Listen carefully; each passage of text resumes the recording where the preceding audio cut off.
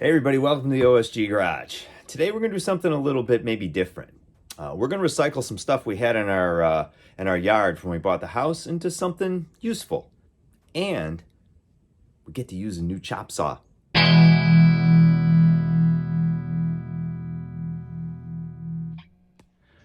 So when we first bought the house, there was a bunch of old granite we had sitting around in the backyard. Basically, I guess it was some remnants or cast-offs or something from granite countertops. And the whole time we've been here in this place, we've kind of been asking, what can we do with this stuff? So Linda and I finally were sitting on the patio and we decided, well, you know what? Maybe this would make a pretty cool countertop. Now, the pieces weren't exactly the right shape and right size, but we got some courage from some stuff that we saw on YouTube and put a diamond blade in a shitty old recip saw I had and decided to cut the stuff up and see if we couldn't get it to fit to what we needed. So we played a little bit with how to get all of them to fit how we need them to fit. And it turns out that by taking a couple of them and slicing them to width this way and cutting them this way, plus putting maybe a cool little detail down the middle here, we could get these things to work pretty much like we wanted. So that was pretty exciting for us. So with all of this granite, I figured it was going to be pretty heavy. So I took to Fusion 360 and I drew up a couple different styles of frames. I looked online for some styles that we might like, and I came up with a couple options. The idea was to use square tube, steel square tube, either 1/8 or 0.95 wall tube, and make something that was easy for us to cut, that wouldn't have any bending involved in it, maybe some straight cuts, and we could weld it up. So came up with these two styles, kind of went back and forth with Linda on it, and we decided to go with this one here. Now, of course, if you know anything about the OSG Garage and about old Keith as it is, I really can't do much of anything without mocking everything up. And a matter of fact, I pretty much get mocked about my mocking up. So we got the table saw out, ripped up some 2x4s to 1.5 inches square, and we mocked up the base and the legs for the table. We were able to put chairs up to them and sit down and pretty much get an idea if the chairs would fit, if everything would work, and it worked out really good. So from there, it was off to my favorite steel place in Palo Alto, Borrmann. Picked up a bunch of 1.5 0.95 wall for about $140. So I had to get it in 20-foot lengths, and they'll chop it up to whatever size you want. That's the great thing about Borrmann. So I only needed about 45 feet, but I had it by 60. So we'll just end up using that for other things. Now, so I didn't have to go get a trailer and haul it. I had them cut it into 5-foot sections and put it in the back of the SUV. And it kind of worked out that even at those lengths, I didn't have a lot of scrap. So it all worked out pretty good on my cut list. Now, in the past, you guys, I've been using my Diablo steel blade, and I really liked it for the trailer build. But for this time, since I figure I needed some better mitering abilities to get these things a little bit more accurate, I went out and I got an actual steel chop saw. So what I settled on was a Makita 12-inch blade, runs at about 1,700 RPM, and it's got a really decent clamp and fence. Now, even though you can adjust it with a pretty simple lever, you can loosen it, this speedy ratchet, and you can adjust this to whatever you want. You still do have to double check the fence every time you move it, because the gauges, the scale on this side here really doesn't have any stops. So maybe at some point I'll modify it up to put some kind of hard stop here so we can always have the same 90 degrees or 45 degree sets. The thing works just great. As advertised, like a knife through butter, and it cuts cold too, which is the best. Now, the chip does have a little chip catcher here and a chip tray that everything kind of falls into. But the chips still do kind of get all over the place. So I made up a little fence for now when I put it down on the ground. kind of deflects all the chips and keeps them in one place so they don't get all over the driveway. So from here, it's just a matter of breaking down the stock into cut lengths and welding up the frame.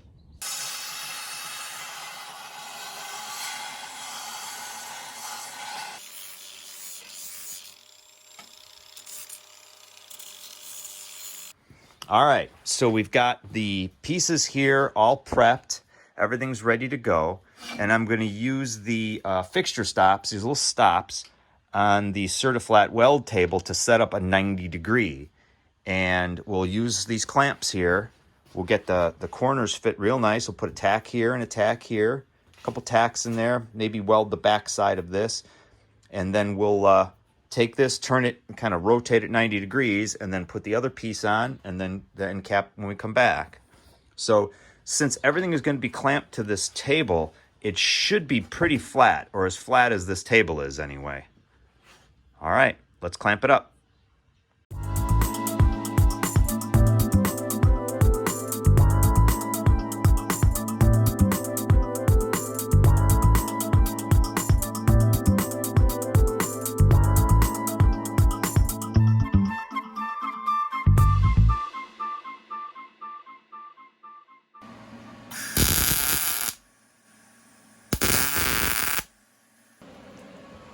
All right, so with this side welded up, take it in the Certi table, use these as our square stops on this end. Got a couple fixture stops here, a few clamps, and looks pretty good. So from there to there, looks like it's just at about 30 inches. And from here to here,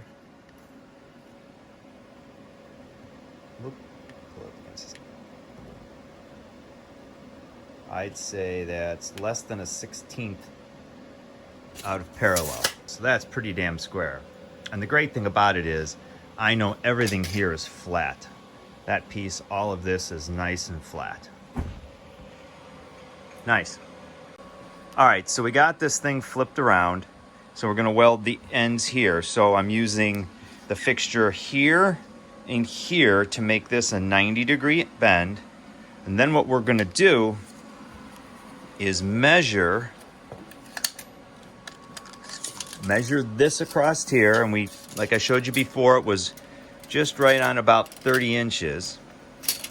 And we're gonna come over here and we're gonna make sure that when we weld this up, we have the same 30 inches. So we know everything is dead square. All right? Sweet. So with the ends all welded up, we've got the second pieces here, the stringers in the middle cut up. We're gonna need 3 of them, one in the middle and then one at about 9 inches from the end on each one. So they're cut and we've got them dressed up, and we're gonna go ahead and tack those in place now.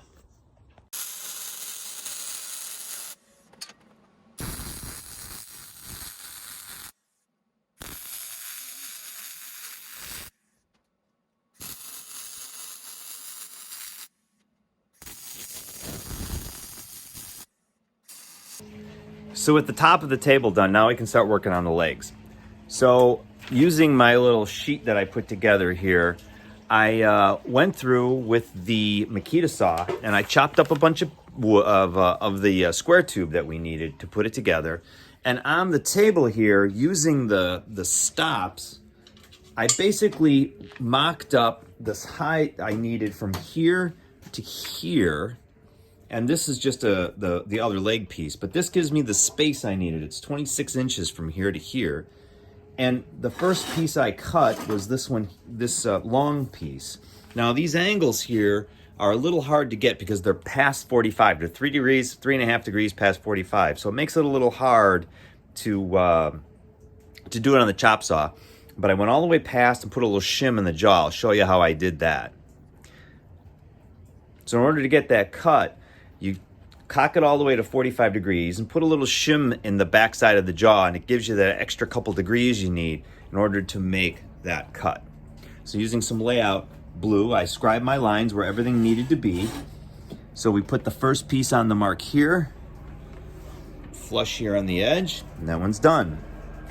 The center pieces were about the same. Got a mark here and a mark here, and that's where it's gonna go. And then the last piece up here. So from there, what I'm going to do is take these little 1, 2, 3 blocks, these extra ones that I have. I'm gonna kind of clamp them in place on the table here for fixture blocks. So when I go to make the second set of legs, everything should pop in pretty square. So now with these guys all put in, when I go to put the second part in, I just have to snug everything up where it needs to go. This one I'll just line up and line up, but these guys here will be nice and snug on these two fixture points, and everything will be really good for the second one. I really can't say enough about the Certi welding table. This is pretty much the smallest one of these things that I can get, but it's so useful and so just helps you and aids you, makes your job so much easier. Just welding right angles makes it so much easier, as you saw when we welded up the frame. But for this kind of stuff, when you have to make a couple legs, if I wanted to make 4 of these or whatever, they'd all be pretty much the same. So highly recommend these Certi tables. This one here is just a 3/16 inch top, and it can be shipped to you via UPS. You don't have to have truck freight. So if you're a hobbyist, I highly, highly recommend this welding table.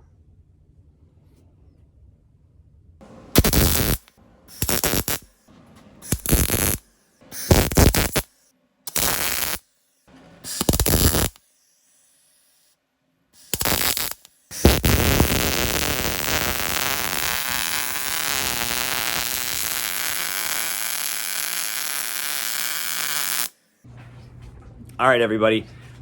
We ended up finished welding all the pieces. Linda and I both did some grinding on these things to get everything flat.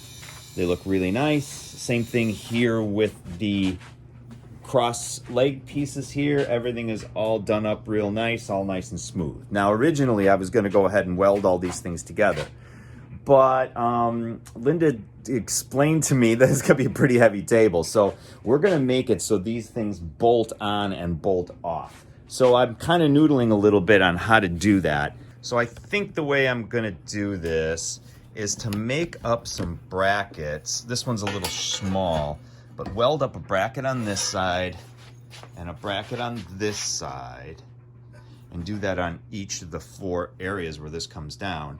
But I'm gonna put some 3/8 holes through here first, 2 of them. So we'll put these on here. I've got some spacers and stuff to get them all the same. Tack them in place and then spot the 3/8 holes onto this and then drill these through. Now, originally I was just gonna put this piece right here in the corner like this. That's why this was perfectly sized for that. It was flush to the bottom and flush to there. But the one thing to consider when you're doing things like this is, what drills are you using? What equipment do you have? So this drill here is the closest I could go here, is about 1.25 inch center line from here to here. So that 1.25 inch is gonna be through this hole. So that ends up pushing this bracket out.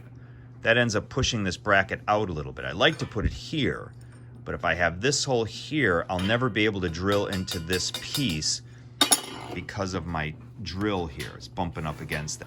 Even if I take the drill and flip it up this way, I can get it a little closer, but this will give me better control. So I'm planning for this hole right here to be about 1 3/8 inches from here to the center line of this.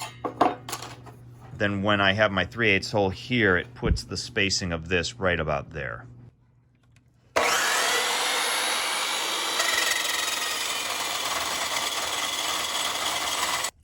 So with not too much trouble, we were able to cut all these guys down using a combination of the miter saw and the cutoff grinder there, cutoff wheel on the angle grinder. So I got 8 of these brackets. So now the next thing we have to do, if you can see our pattern one, which is probably the last one I'm going to pick up. Yep, this one. So we're going to put a little layout marks on here. We're going to go out and lay out 2 3/8 holes that are 1/2 inch in from this way, and 3/4 inch in center line this way. So 1/2 inch off the edge and 3/4 inch off the bottom. So you can see the lines on the layout blue pretty easily. And with the center punch, I put a couple just light taps in there, double check it in case I need to kind of gently move it around until I can get it right on the center of the lines, then give it a big whap. And that's the way it's done. And yes, I'm blind as a bat and I need my optivisors. So I'm going to stack up 4 of these pieces on top of each other, so just making sure that all the edges there are about the same. I'm going to clamp this here pretty good. And I'm also going to put a little clamp here just so that if the vices in this jar are not the greatest vice. They're a little bit off and whatnot. So by clamping it here, I'll make sure that none of them can slide back and forth. Old faithful can't twist clamps.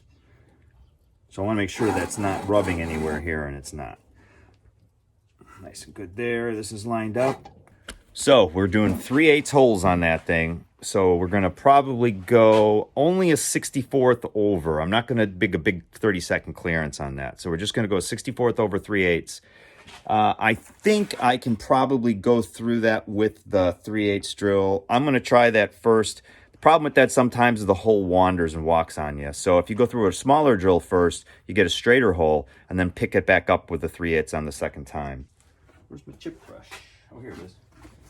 So I think my drill press is about ready to see its better days. Getting a little smoke out of there on that last few holes. Oh well. So we got these holes in there. In my own strength. We just need to clean these up, and we've got 4 pieces all with the same holes and location. All right, so we got all of our brackets here, which is great. And as I said before, we want that hole to be a certain distance from the edge. We want this hole there on the right to be a certain distance from the edge so I can still use my saw. So what I came up with was I've got some of these machinist parallels, these grinding parallels here. And if I stack these 2 together, it offsets the piece just the right amount here where I need it to be. So with these 2 pieces on there, when I go up here, that offset is the exact spacing I need. So I'm going to put them here, and I've got another set I'm going to clamp up here. So let me clamp that up. I'm going to put this up, and we're good to go. All right, so we've got these clamps in place here. I double checked that it was square here. This is square. This is up against my stop here. And on the other side, here, that one's square. I want to make sure that this is in the right spot. That one and that one, that's pretty good. So it's kind of where it wants to be that way. So we're going to go ahead and just put a couple tacks in on these locations. And then we'll do the other side, then we'll spot all the holes through.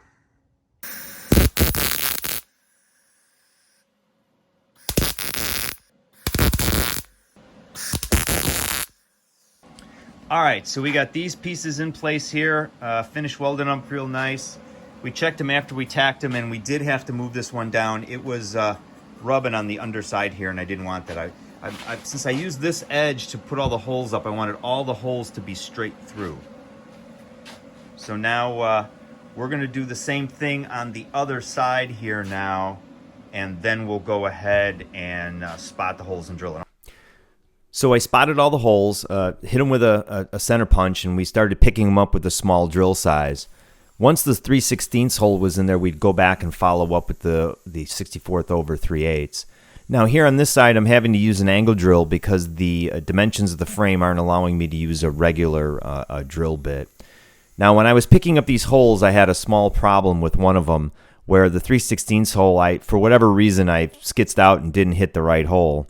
So I had to make a little bit of a cheat here. I took a piece of the angular stock, drilled a 3/8 hole through it, spotted it in line, and then clamped it to the part there. You can see the 2 big Jurgensen clamps, and then I used that as a guide to chase the other hole through.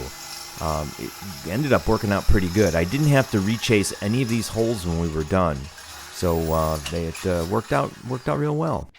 So we welded in the mounting tabs, tack welded a couple of the screws, and now that all the holes are drilled, we've got the side legs here pretty well put together.